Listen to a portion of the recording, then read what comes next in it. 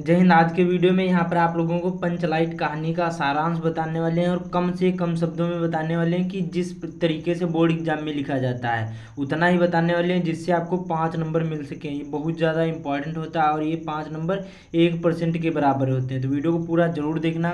देखिए, इस प्रकार से क्वेश्चन पूछा जाता है, आप लोगों को यहाँ पर घुमा फिरा के पूछा जाता है, बहुत सारे लोग इसी में कन्फ्यूज हो जाते हैं। इस प्रकार से जैसे क्वेश्चन पूछा जाएगा, पंचलाइट अथवा बहादुर कहानी के उद्देश्य पर प्रकाश डालिए। फिर अधिकतम शब्द सीमा 80 होना चाहिए और 80 शब्द कितने होते हैं ये भी मैं आप लोगों को अभी बताऊंगा। उसके बाद में अथवा करके आएगा लाठी और अथवा यहाँ पर ध्रुव यात्रा कहानी का सारांश लिखिए। तो चारों यहाँ पर देखिए कहानी आ गई। अब इन चारों में से एक पर लिखना। अथवा का मतलब होता है एक, दोनों में से एक करना है। फिर अथवा दे दिया गया, दोनों में से एक करना, मतलब आपको एक ही करना है। अथवा का मतलब होता है एक, तो आप लोग कंफ्यूज नहीं होना, इन चारों में से केवल आपको एक ही तैयार कर लेना है और 100% एक आ ही जाएगी जो मैं आप लोगों को बताऊंगा। पंचलाइट ये सबसे सिंपल सी है और समझने में आसानी भी होगी, कितना बड़ा लिखना, कैसे लिखना है कि जिससे आपको 5 नंबर मिले। तो चलिए शुरू करते हैं। देखिए, बोर्ड एग्जाम में ध्यान रखना है, काले और नीले पेन यूज़ करना है।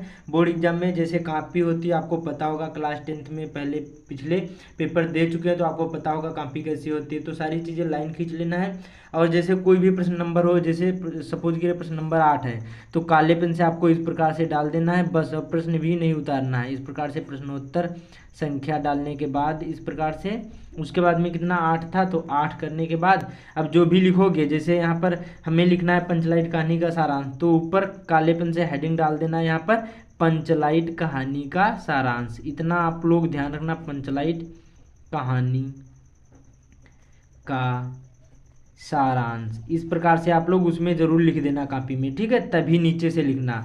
अब किस प्रकार से लिखना देखिए, तो देखिए ध्यान से वीडियो को देखना, मैं आप लोगों को समझा दूंगा, आसानी से आप लोग समझ जाओगे। देखिए, पंचलाइट रेणु की, जो रेणु एक मतलब ये लेखक है, क्या है, जो रेणु है ये कहानीकार हैं।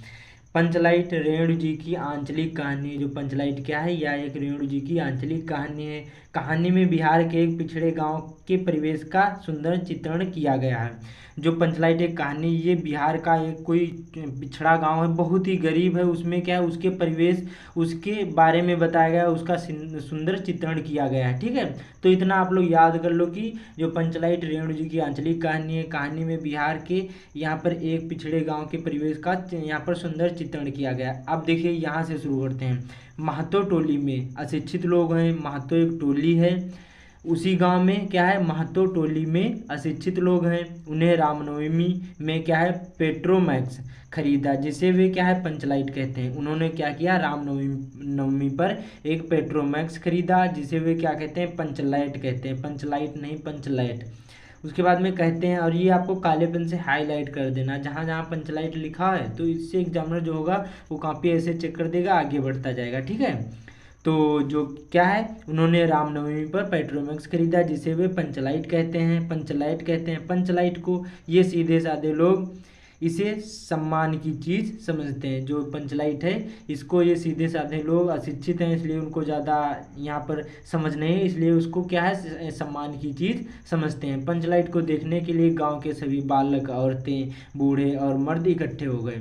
जो पंचलाइट थी उसको देखने के लिए सभी गांव के जितने भी औरतें, मर्द, जितने भी बूढ़े, बच्चे, सभी क्या है, देखने को इकट्ठे हो गए कि वो कौन सी चीज़ है।